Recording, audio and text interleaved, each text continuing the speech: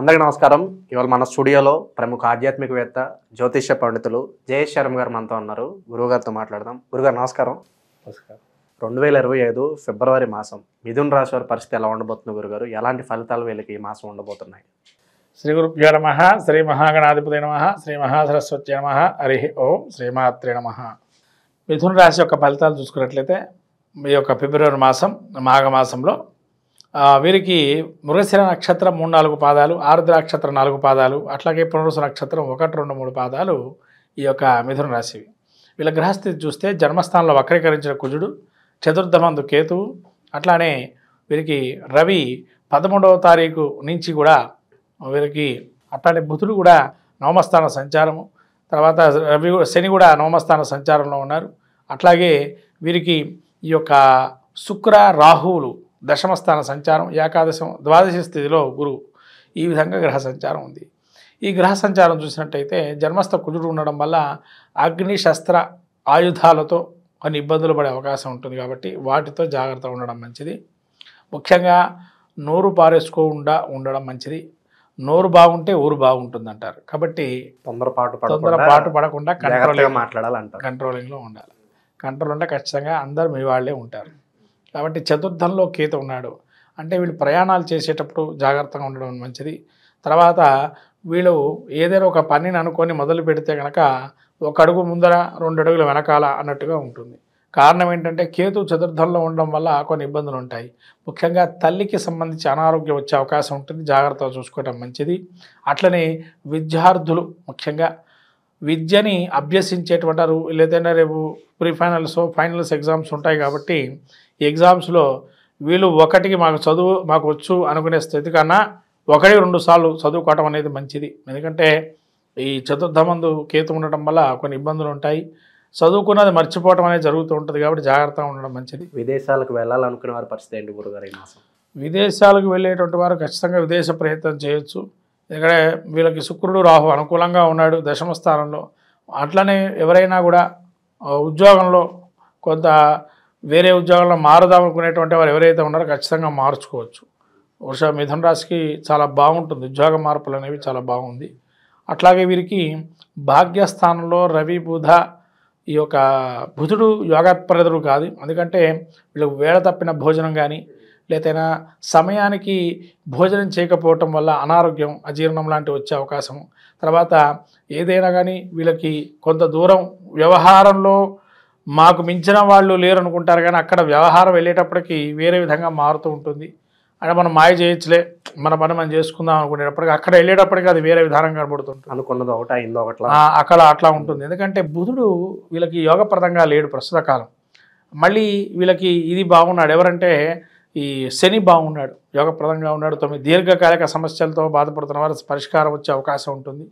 రవి కూడా వీళ్ళకి ఆరోగ్యరీత్యా ఈ వేళ తప్పిన భోజనం ఏదైతే ఉందో దానికి తగ్గట్టుగా వీళ్ళ యొక్క డైట్ కంట్రోల్ చేసుకోవటం కానీ లేదైనా డైట్ కంట్రోలింగ్తో పాటు వ్యాయామం కానీ ఇటువంటి క్రియలు చేయటం వల్ల కూడా ఇది కంట్రోలబుల్ అవుతుంది అవకాశం ఉంది. వైవాహిక జీవితం ఎలా ఉండబోతుంది గురుగారు? మాసం ఏదన్నా సమస్యలు తలెత్తే అవకాశం?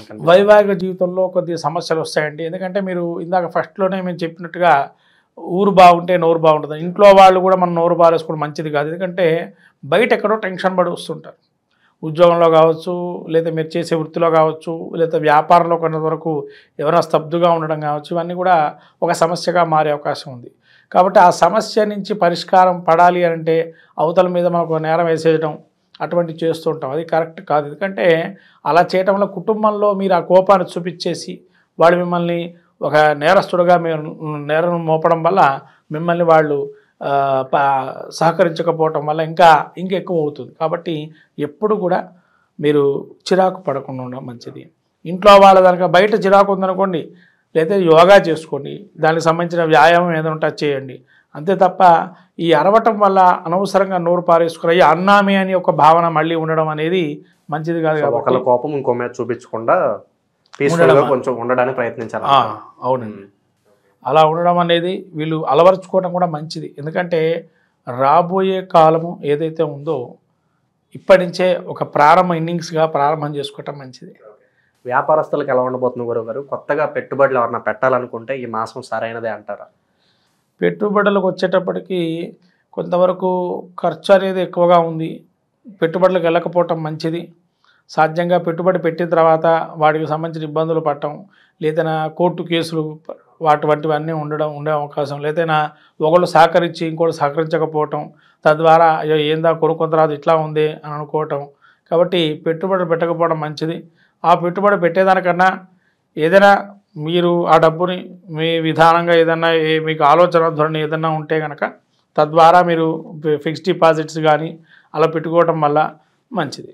శుభకార్యాలు జరగడానికి ఏదన్నా ఆస్కారం కనిపిస్తుందా ఈ మాసంలో?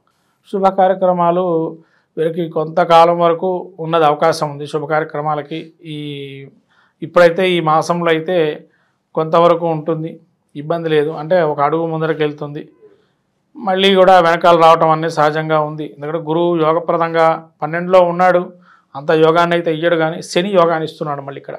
కాబట్టి శుభ కార్యక్రమానికి కొంతవరకు యోగప్రదంగా ఉంటుంది. లేదా గృహారంభ కార్యక్రమాలు లాంటివి కానీ, గృహప్రవేశాలు లాంటివి, గృహప్రవేశం, గృహారంభాలు అంటే శంకుస్థాపన లాంటి ప్రోగ్రామ్స్ పెట్టుకోవటం వల్ల మంచిది. ఆరోగ్యపరంగా ఎలా ఉండిపోతుంది గురుగారు? ఆరోగ్యపరంగా వీరికి రవి, బుధుడు, ఈ శని వీరికి భాగ్యస్థానం, దశమ స్థానంలో రాహు ఉన్నాడు. కాబట్టి కొంతవరకు వైద్య రంగంలో వెళ్ళినట్టయితే వీళ్ళు ముందరికి వెళ్ళటం వెనకాలకు రావటం అనేది సహజంగా ఉంటుంది. వైద్య వృత్తి చేసేవారికి మాత్రం యోగప్రదం. వైద్యం డాక్టర్గా ఉండేటువంటి వారికి యోగంగా ఉంటుంది. మళ్ళీ లాయర్కి కూడా చాలా యోగప్రదం. ఎందుకంటే కుజుడు బలంగా ఉన్నాడు. వీళ్ళకి ఆపరేషన్స్ చేయాలన్నా డాక్టర్ గారికి కుజుడు బాగుండాలి, డాక్టర్ కావాలన్నా కూడా. మళ్ళీ ఆర్గ్యుమెంట్స్ ఒక భావన కలగాలన్నా కుజుడు బాగుండాలి. కాబట్టి లాయర్లకి, డాక్టర్లకి ఒక మంచి ఈ సమయం, ఈ మాసం అనేది ఉంది. ఆరోగ్యపరంగా సమస్యలు ఏవైతే ఉన్నా కూడా పెద్దగా అవి వీళ్ళకి ఇబ్బంది కలవు. ఎందుకంటే రవి యోగంగా ఉన్నాడు, పెద్దగా ఆరోగ్యం అనేది ఇబ్బంది పడదు. ఉన్న చిన్న చిన్నవి వస్తాయి వెళ్ళిపోతాయి, దానికి పెద్దగా సమస్యగా ఉండవు. ఆకస్మిక ధనలాభం కావచ్చు, అనుకోని ప్రయాణాలు కావచ్చు, వీటికి ఏదన్నా ఆస్కారం కనిపిస్తుందా ఈ మాసంలో? ఆకస్మిక ప్రయాణాలు ఉండే అవకాశం ఉంటుంది. ఎందుకంటే రాహు దశమ స్థానంలో ఉన్నాడు. ఆకస్మికంగా ప్రయాణాలు కొన్ని జరుగుతాయి, కానీ అవి దేనికి జరుగుతాయి అంటే టెన్షన్ మోడు, లేదైనా సొంత వాళ్ళు ఎవరైతే అనుకుంటారో వాళ్ళకి కొన్ని ప్రమాదాలు వచ్చే అవకాశం ఉంటుంది. తద్వారా వీళ్ళు ఆ టెన్షన్ ఫీలింగ్ అయ్యి వెళ్ళి చూసొద్దామని ఒక అభావంతో ఉంటారు. అలాంటి కొన్ని జర్నీస్ చేసే అవకాశం ఉంటుంది.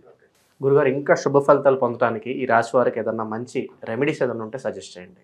వీరికి అమ్మవారు ఆరాధన చేయడం మంచిది. తర్వాత సుబ్రహ్మణ్య స్వామి క్షేత్రానికి దర్శనం చేసుకోవటం, అట్లాగే విభూతితోని అభిషేకం చేయడం శివుడికి కానీ లేదైనా సుబ్రహ్మణ్య స్వామికి కానీ విభూతి అర్చన చేయడం అనేది మంచిది.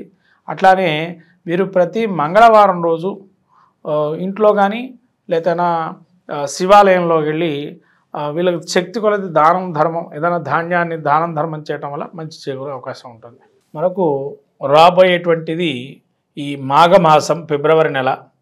ఈ మాఘమాసంలో అందరికీ తెలిసినటువంటి ఉత్తరాయణ పుణ్యకాలం వచ్చిన తర్వాత మొదటి శుభమాసంగా అందరూ మాఘాది పంచమాసాలు పెళ్లికి కానీ శుభ కార్యక్రమాలకు కానీ చాలా ఉపయోగకరంగా అనేకమైనటువంటి పుణ్యమైనటువంటి రోజులు ఉన్నాయి.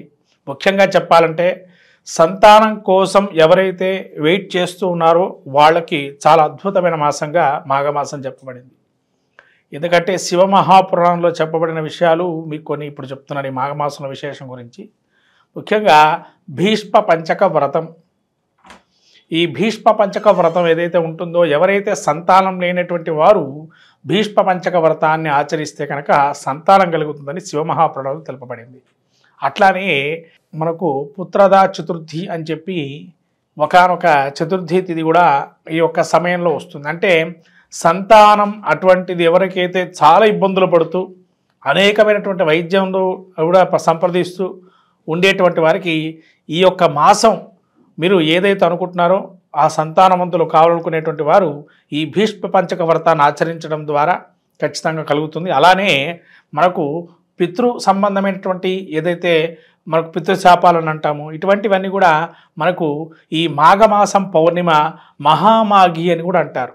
కాబట్టి ఈ మహామాఘి ఏదైతే ఉందో ఈ మాఘమాసంలో వచ్చేటువంటి పౌర్ణమి రోజున ఎవరైతే ఉపవాసం చేసి లలితా సహస్రనామం పారాయణం చేసుకొని నవనీతాన్ని కానీ పాయసాన్ని కానీ చంద్రుడికి సమర్పించి అమ్మవారికి ఉపవాసం ఉన్నట్లయితే ఖచ్చితంగా ఆ విధంగా మనకు ఉత్తర పీఠిక లలితా సహస్రనామాలు ఉత్తర పీఠికలో ఉంది. ఆ ఉత్తర పీఠిక మీరు చదువుకున్నట్లయితే ఖచ్చితంగా ఎన్ని సంవత్సరాలు కానీ ఎన్ని నెలలు చేస్తే ఈ ఫలితం వస్తుందో కూడా చెప్పబడింది. అలా శ్రీచక్రార్చన ఇవన్నీ కూడా ప్రాముఖ్యంగా మాఘమాసం చాలా విశేషమైనటువంటిది. అట్లాగే మీకు ఈ భీష్మ ఏకాదశి అని, అట్లానే మనకు మహామాఘి అని, మహాశివరాత్రి ఇలా పర్వదినాలన్నీ కూడా ఈ మాఘమాసంలో వస్తాయి. కాబట్టి ఈ 12 రాసుల వాళ్ళందరూ కూడా ఈ మాఘమాసంలో కూడా అనేక పుణ్య కార్యక్రమాలు నెరవేర్చుకొని, అందులో మాఘ స్నానం అంటారు. ముఖ్యంగా మనకు మాఘ పురాణం కూడా ఉంది. అంటే పద్మపురాణం అంతర్గతంగా ఈ యొక్క మాఘ పురాణం కూడా ఉంటుంది. అంటే పద్మపురాణంలో ఎవరైతే విష్ణుమూర్తిని ఎక్కువగా వైశాఖ మాసంలో కానీ, అట్లానే మనకు కార్తీక మాసంలో కానీ, ఇట్లా మాఘమాసంలో కానీ ఈ పురాణాలు మన అందులోంచి తీసుకోబడింది. ఈ స్కాంద పురాణంలో కొంత, అట్లానే పురాణం మరి పద్మపురాణంలో కొంత ఆ భాగాలు తీసుకొని ఈ పురాణాలు ఏర్పడని. కాబట్టి ఈ మాఘ పురాణం కూడా మనకు స్నానాల గురించి తెలుపబడింది విశేషంగా. కాబట్టి ఎవరికైతే అవకాశం ఉంటుందో సముద్ర స్నానం అనేది చాలా విశేషము.